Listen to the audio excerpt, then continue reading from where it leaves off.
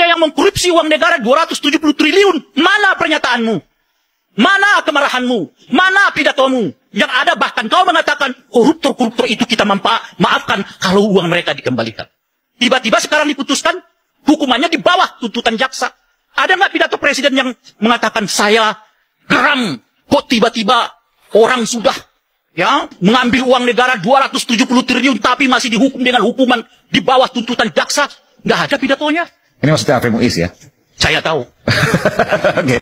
Hai para koruptor atau yang merasa pernah mencuri dari rakyat, kalau kau kembalikan yang kau curi, ya mungkin kita maafkan. Yap, sangat keras apa yang menjadi sindiran Bang Ray terhadap Pak Prabowo yang dinilai sebagai orang yang hanya mengandalkan omon-omon semata. Sangat-sangat keras pada saat berpidato, sangat tegas pada saat berpidato, tapi tidak ada aksi. Dalam artian bahwa janji-janji Pak Prabowo terhadap rakyat Indonesia mengenai persoalan koruptor yang bahkan akan dikejar sampai ke Antartika, itu hanyalah sebuah bagaimana agar Pak Prabowo bisa menarik simpati rakyat agar bisa dipilih menjadi presiden. Sangat-sangat memalukan. Lebih parah dari Pak Mulyono kalau ingin menilai apa yang menjadi kelakuan Pak Prabowo. Nah, sahabat-sahabat, untuk itu kita simak dulu bagaimana komentar-komentar atau tohokan mautnya Nyai Widya terkait dengan pernyataan Pak Prabowo yang meminta koruptor agar mengembalikan dana hasil korupsi secara diam-diam. Apa coba maksud dari Pak Prabowo ini? Dikembalikan secara diam-diam. Nah, untuk itu tanpa berlama-lama langsung saja kita ke videonya.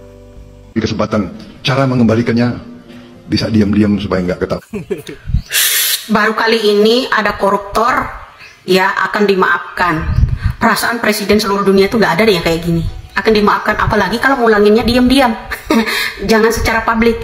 Kayak yang namanya Budi kemarin kan diam-diam, tahu-tahu diperiksa, gitu. Nah, kalau misalnya ya diam-diam dipulangin, ya diam-diam nggak boleh diketahui orang siapa yang korupsi. Kalau bisa gini, suruh diam-diam pengguna dana BLBI yang masih 22 data di Cendana, 22 data yang di Jalan Cendana itu sebaiknya diam-diam pulangin di negara, termasuk bereskan, bersihkan dulu dari adik kandungnya, ya itu Hasim.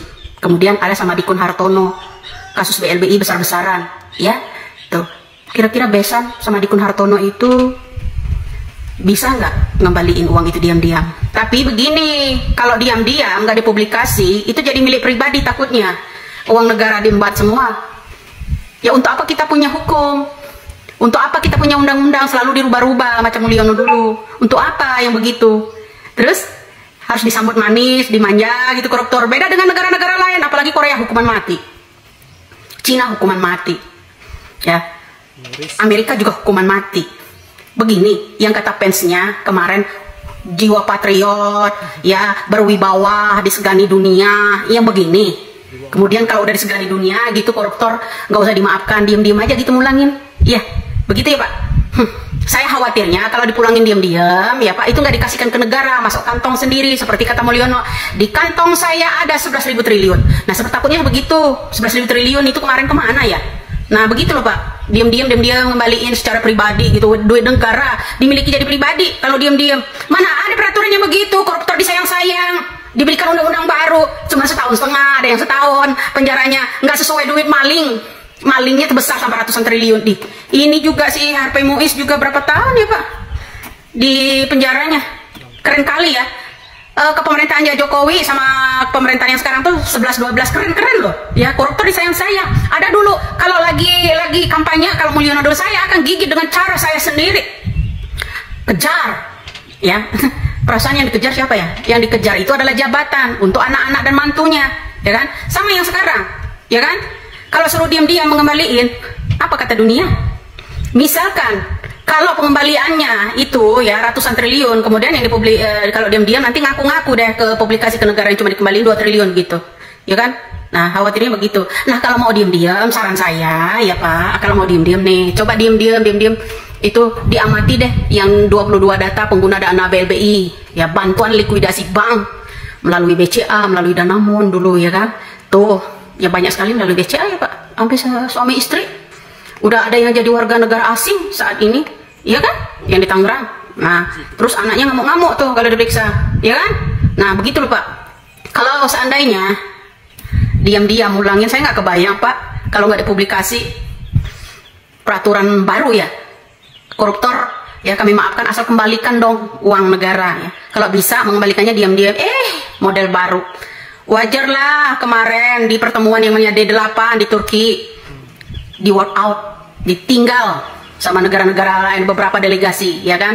Nah, jadi kenapa artinya nggak disegani dong? Masa koruptor disayang? Mungkin orang di sana berprinsip gini, jijai lihatnya sosok berwibawa, sosok ini gitu. Mungkin ya seperti itu tanggapan mereka. Kenapa? Ya contohnya kemarin pas pidato Indonesia, beberapa delegasi ya tinggalkan ruangan, ya kan? Pertemuan D8 masih ingat? Nah itu salah satu contoh, ya kan? Tidak dihormati sama sekali. Begitu juga dengan negara ini. Kalau misalnya koruptor nggak boleh dipublikasi, kembaliin dong. Kalau bisa secara diam-diam. Emang ini negara, uangnya negara bapak lo. Bapak lo aja dulu bawa uang kabur banyak. Sekarang anaknya suruh ngembaliin uang secara diam-diam. Ingat PRRI dulu ya. Ketua iya benar PRRI dulu zamannya Bung Karno melarikan uang tuh ya. Ketika diminta audit oleh Bapak Bung Karno tuh, ada orang tua tuh dulu kabur jadi warga negara asing yang dijemput diperintahkan sama yang namanya Soeharto, wakilnya ada Malik, jemput bapak-bapak itu jadi kembali ke negara Indonesia. Sekarang anaknya suruh ngembaliin yang namanya uang secara diam-diam. Salam waras aja. Seekor macan tidak akan bisa berburu hanya dengan mengaum saja. Sekali lagi, seekor macan tidak akan pernah bisa berburu hanya dengan mengaum saja. Ayo, apa artinya? Kita tuh jangan ngomong doang. Oh, jangan teriak sana, teriak sini, saya akan ini, saya ini, menyuruh orang, nggak bisa. Kita harus melakukan action. Malah action itu jauh lebih penting daripada berbicara. Ya, nggak bisa. Termasuk berbicara melalui penampilan. Flexing maksud gua. Wah, pakaiannya kayak orang sukses. Padahal do nothing tuh. Ya, jadi menurut saya ini yang harus saya sampaikan betul-betul. Jangan cuma ngomong deh. Kayak kata Pak Prabowo deh, jangan omong-omong doang. Yang diperlukan sekarang aksi. Gak ada gunanya lu ngomong, tetapi perbuatan lu sebaliknya. Begitu juga kalau kita pemimpin, jangan ngomong doang. Tunjukkan dengan perbuatan. Seperti dulu yang saya tulis dalam buku saya, Breaking the Wall. Pada saat saya mimpin TVRI, leader has to be seen. Bahwa pemimpin harus terlihat bekerja, bukan terlihat ngomong doang. Pada saat kita diminta ngomong, ya ngomong. Memotivasi. Memberikan instruksi yang jelas. Karena kita menguasai, karena kita pelajari. Kalau kita nyuruh orang untuk tidak korup, kitanya jangan korup. Ya. Relate kemarin apa disampaikan oleh Pak Prabowo. Kita harus fight melawan korupsi. Karena korupsi inilah yang merusak Indonesia. Ingat ya, saya pernah cerita bagaimana dulu China ya merubah dari negara miskin menjadi negara yang sangat maju. Salah satunya adalah dengan menyetop korupsi.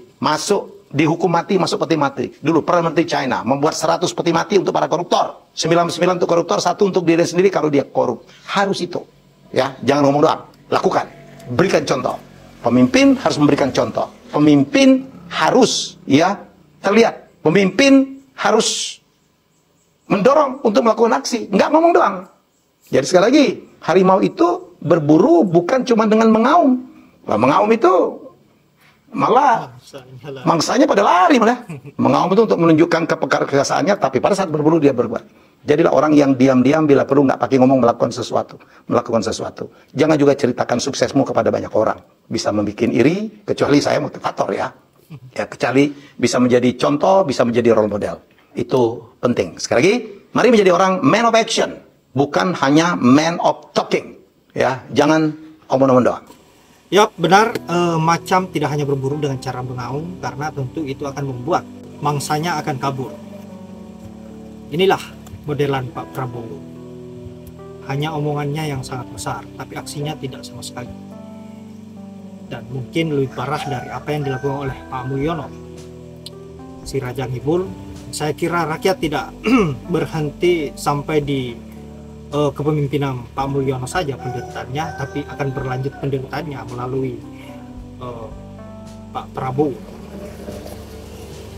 yang hanya bisa omong-omong semata tanpa ada sebuah pergerakan. Apa yang pernah dia sampaikan pada saat berpidato dan bahkan terlihat sangat berapi-api, sangat semangat dan terlihat tegas. Semua itu hanyalah pemanis semata bagaimana agar rakyat bisa terpukau terhadap Pak Prabowo.